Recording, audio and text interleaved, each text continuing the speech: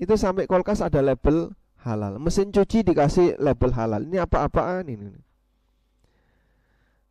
Kemudian terus gimana cara kita bisa percaya? Memang seperti ini, Pak. Ada banyak sekali makanan di sekitar kita yang tanpa label halal. Bapak bisa datang aja ke pasar misalnya, jualan getuk, pukis, kemudian jualan apa lagi? Aneka jualan-jualan itu nggak ada yang pakai label halal. Pukis di depan itu, Pak, ada label halalnya nggak itu, Pak? Ada? Nggak ada. Ada pertanyaan ini. Assalamualaikum. Waalaikumsalam. Apa hukumnya parfum yang mengandung alkohol? Apakah baju yang disemprotkan parfum yang mengandung alkohol tetap sah untuk dipakai sholat?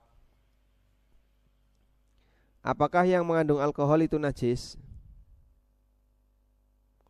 Apakah yang mengandung alkohol itu najis? Tidak. Karena tape itu mengandung alkohol dan kita makan, ya. Kalau najis, ya, tidak boleh kita konsumsi. Nah, sekarang kalau parfum itu dikasih alkohol, dia khamr atau racun? Parfum dicampuri alkohol, itu khamr atau racun? Racun. Buktinya apa? Ya, kalau diminum mematikan, bukan memabukkan, ya. Sehingga karena ini minuman beracun, maka statusnya bukan khamr. Oleh karena itu dalam hal ini yang kami pahami wallahu alam, dengan tetap menghargai adanya perbedaan pendapat di kalangan ulama, parfum yang mengandung alkohol hukumnya ya diperbolehkan, dalam arti bukan termasuk benda najis. Karena sekali lagi tadi ya, khamr itu tidak identik dengan alkohol. Meskipun di antara zat utama khamr adalah alkohol. Karena ada banyak sekali makanan dan minuman yang mengandung alkohol tapi dia bukan khamr. Kita kasih contoh tadi seperti tape ya. Es tape itu boleh enggak? Ya? Boleh ya. Karena dia tidak memabukkan. Di tempat kami ada legen, Pak. Legen itu bahasa Indonesianya apa ya? Hah? Legen. Saya jadi nira, air nira ya. Misalnya coba kita lihat kadar alkohol air nira.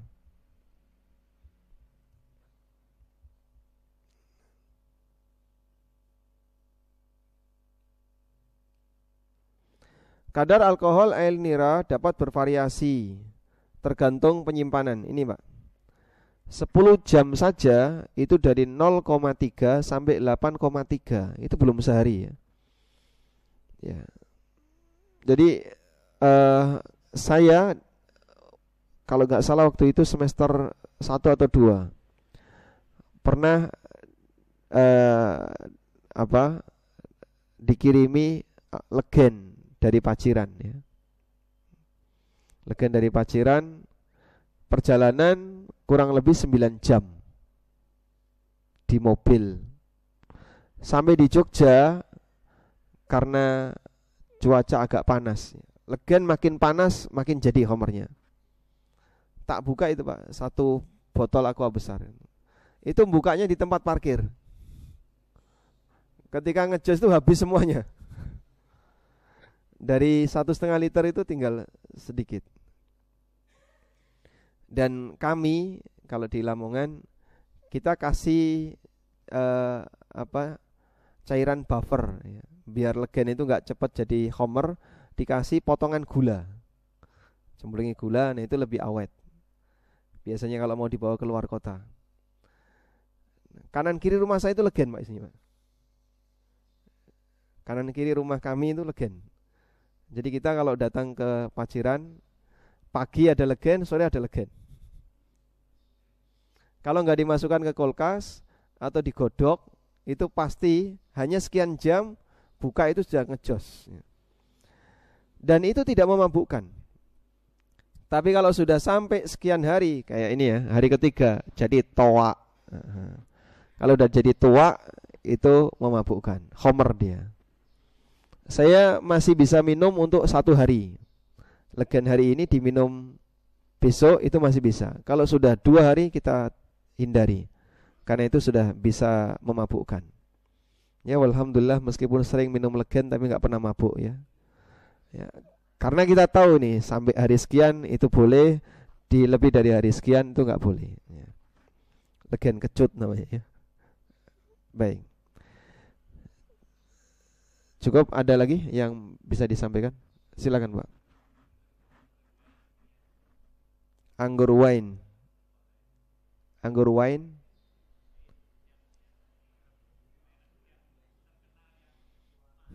Iya, anggur wine itu memabukkan nggak? Memabukkan. Coba ini kemarin sempat di demo ya, waktu outlet 23 itu banyak ditutup. Ada minuman khamr di Jogja yang paling murah. Namanya apa Mas? Hah? Enggak, bukan. Kalau Saparella itu enggak memabukkan. Saya pernah minum Saparella. Dia memang sengir ya. Tapi enggak ada kadar alkoholnya dan itu tidak memabukkan.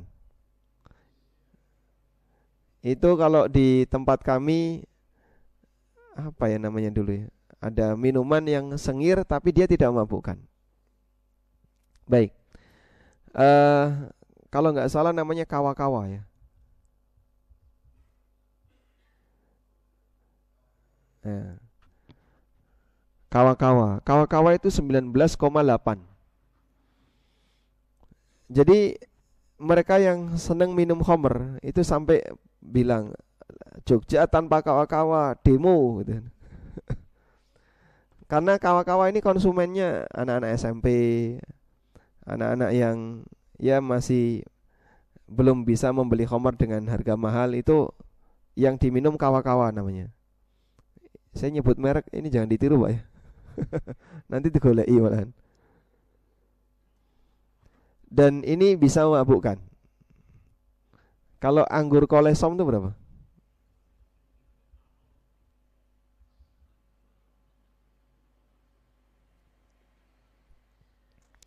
Anggur kolesom ini bisa sampai 19,7, 17,5. Ya. Ini legen umur 2 hari ini. Itu sama kadar alkoholnya sekian. Dan itu bisa memabukkan kalau diminum dalam jumlah banyak. Nah, wallahu alam. Cukup, ada lagi? Kalau wine jelas haram Pak ya, karena wine memabukkan. Jadi mungkin wine itu 1 gelas kecil bisa memabukkan. Ya. Ada lagi? Waalaikumsalam warahmatullahi wabarakatuh.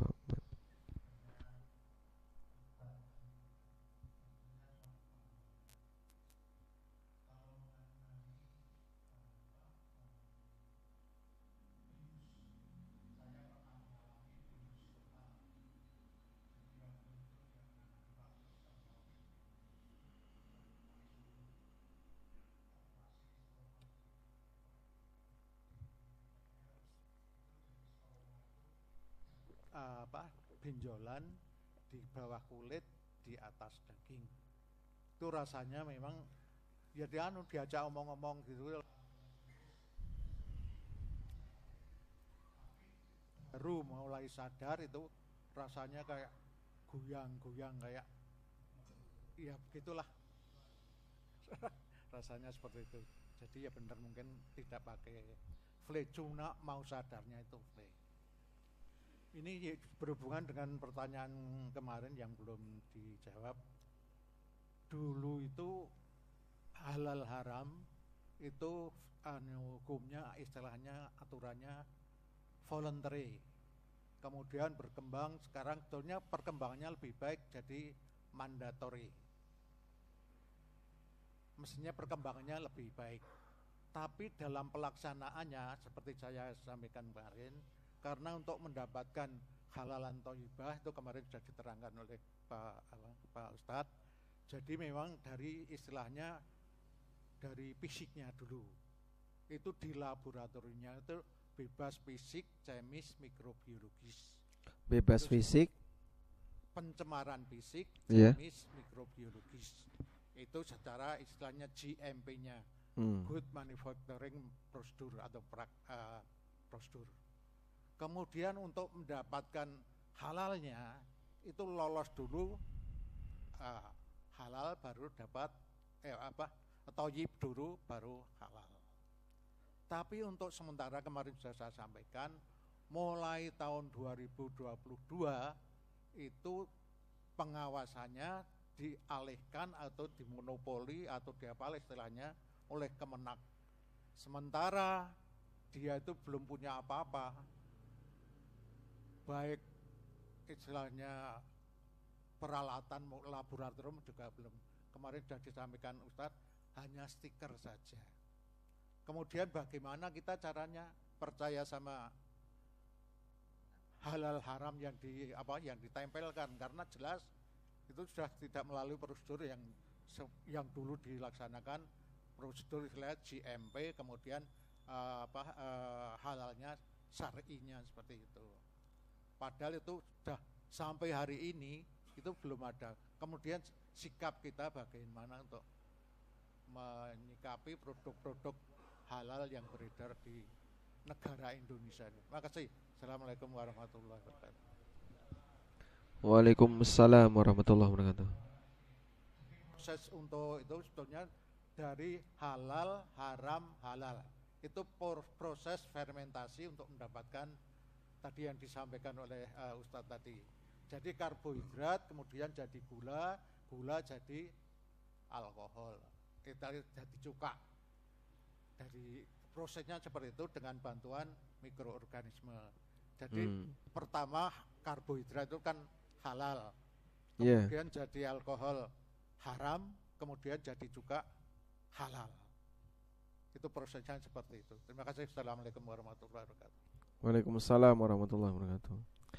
Karbohidrat jadi gula, gula fermentasi jadi alkohol, alkohol jadi cuka. Ini halal, ini haram, ini halal. Halal, haram, halal. Ya memang realitanya demikian. Jadi sesuatu yang halal bisa berubah jadi haram ketika sudah berubah entitas.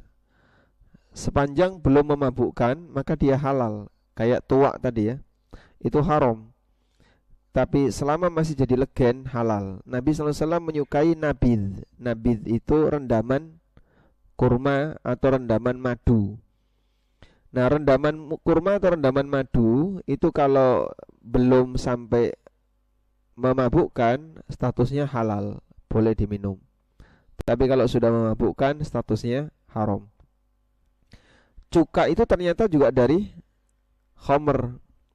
Makanya Nabi SAW ketika khamr itu diharamkan, ada sebagian sahabat yang bertanya kepada beliau, afalana ja'aluhu khallan, boleh enggak kita jadikan khamr itu sebagai khal?